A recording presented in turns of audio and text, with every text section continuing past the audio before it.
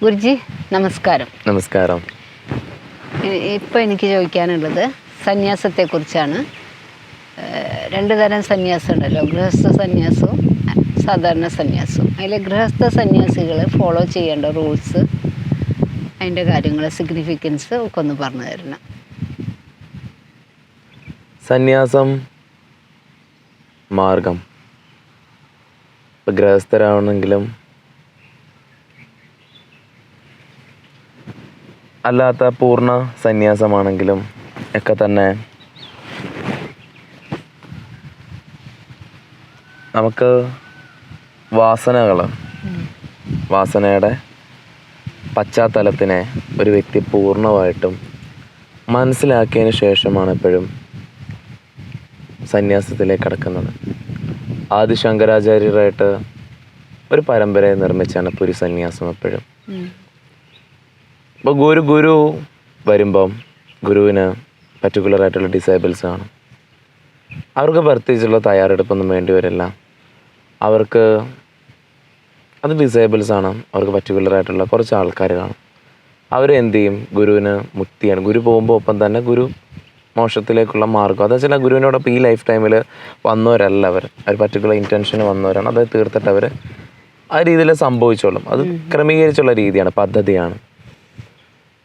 എന്നാൽ ഒരു ഗുരുവിൻ്റെ കുണ്ടലിനി ശക്തിയുടെ സ്വാധീനം, അതിൻ്റെ ഊർജ്ജത്തിൽ, അല്ല കുണ്ടലിനി കാശം തത്വമസ്യാഗി ലക്ഷ്യം. അപ്പം ആ ഒരു ലക്ഷ്യത്തിലേക്ക് കടക്കണമെങ്കിൽ കുണ്ടലിനി ചൈതന്യം എല്ലാവരുമായിട്ട് ബന്ധപ്പെടുത്താൻ പറ്റും. അതിനൊരു മാർഗം സൃഷ്ടിച്ചതാണ് സന്യാസം. ഒരു വ്യക്തിക്ക് അവനവനെ പൂർണ്ണമായിട്ടും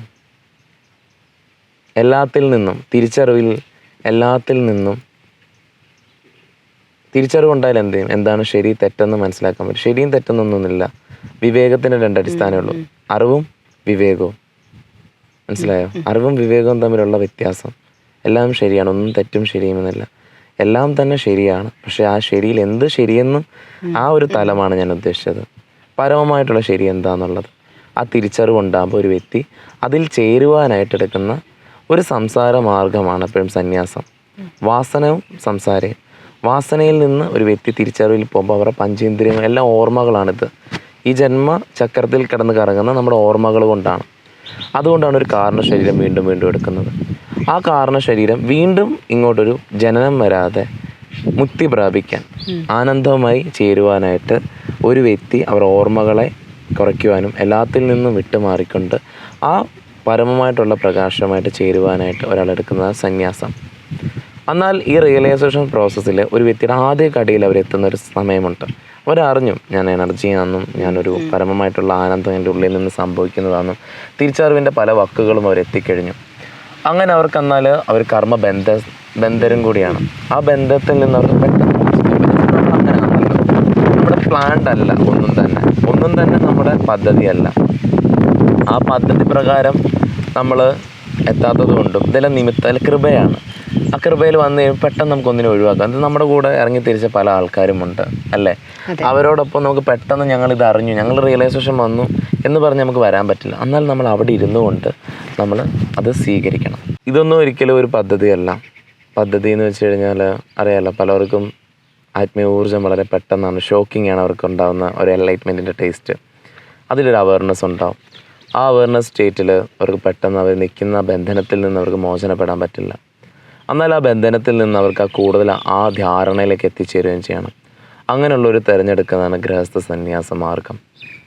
അതിന് ചരിയുണ്ട്, അതിന് പല ക്രമീകരണം. എപ്പോഴും നമ്മൾ സംസാരത്തിലേക്ക് കടക്കണമെങ്കിൽ നമ്മളൊരു എല്ലാ കർമ്മങ്ങളിൽ നിന്നല്ല, ഇതൊരു ഊർജ്ജമാണ്. നമ്മളിവിടെ ഒരു ജീവനായാണ് വന്നത്, അച്ഛനിൽ നിന്ന് വന്നൊരു വിത്താണ്. എന്നാൽ ഇതിനെ നമ്മൾ എത്രത്തോളം ചര്യ മീൻസ് നിങ്ങളുടെ കാമത്തിൻ്റെ ഊർജ്ജമാണ്. ഈ കാമ ഊർജ്ജത്തെ ചരിച്ചാൽ മാത്രമേ ബ്രഹ്മമെന്ന് പറയുന്ന പദമുള്ളൂ. ഇത് നട്ടലിലൂടെ സഞ്ചരിക്കാൻ ആഗ്രഹിക്കണം. ഈ ഊർജ്ജം നട്ടലിലൂടെ കയറുമ്പോൾ മാത്രമേ 7ാം ചക്രത്തിലേക്ക് സാധ്യതയുള്ളൂ. അതേ നമ്മൾ ചര്യ എന്ന് പറയും. ബ്രഹ്മചാര്യം പാലിക്കുന്ന സമയത്ത് ആനന്ദം ഇവരറിഞ്ഞതിന് ശേഷമാണ് ഇവർക്ക് ആ സ്റ്റേറ്റ് അവർ അനുഭവിച്ചു. ഇതിനെ സ്ഥിരപ്രജ്ഞയാക്കാൻ വേണ്ടിയിട്ടാണ് ഇവർ ചര്യ നടത്തുന്നത്. കാലക്രമേണ ആനന്ദം തന്നെ സംഭവിക്കുള്ളില്ല. അതിനു വേണ്ടിയിട്ടാണ് ഇവർ സഞ്ചരിക്കുന്നത്. അതിനാദ്യമേ ചര്യ പാലിക്കണം. അതിന് നമ്മൾ ഗൃഹസ്ഥ എല്ലാ മാർഗം കർമ്മയോഗപ്രദമായിട്ടുള്ള കർമ്മം ചെയ്യാം. തിരിച്ചറിവിൻ്റെ പുറത്തുള്ള കർമ്മം, എന്നാൽ ഇവർ ആദ്യ പ്രാധാന്യം യോഗയാണ്. യോഗസ്ഥ കുരു കർമാണി, യോഗ ആദ്യം, രണ്ടാമത് കർമ്മം. അങ്ങനെ കൂടുതൽ ഒരു ഗൃഹസ്ഥർ ചെയ്യേണ്ടതിൽ 80% മാത്രമേ ചെയ്യേണ്ട കാര്യങ്ങളും ഒരു ഗൃഹസ്ഥ സന്യാസി ചെയ്യില്ല. മനസ്സിലായോ? ഒരു സന്യാസമാണ്, അവർക്ക് പർട്ടിക്കുലറായിട്ടുള്ള ചെയ്ത് തീർക്കേണ്ട കുറച്ച് കാര്യങ്ങളേ ഉള്ളൂ. ഒരു ഗൃഹസ്ഥർ എങ്ങനെയാണോ ആ മനോഭാവത്തിലല്ല, അവർ തിരിച്ചറിവിൽ നിൽക്കുന്നവരാണ്. ഒരാ പർട്ടിക്കുലറായിട്ടുള്ള കാര്യങ്ങൾ ചെയ്ത് അവർ ഉള്ളിലെ ആനന്ദത്തിൽ കടന്നു, എന്നിട്ടാണ് അവർ പൂർണ്ണ സന്യാസത്തിലേക്ക് സ്വീകരിച്ച് അവർ ബ്രഹ്മപദമായി ചേരുന്നത്. ഇതാണ് അതിൻ്റെ അടിസ്ഥാന രീതി.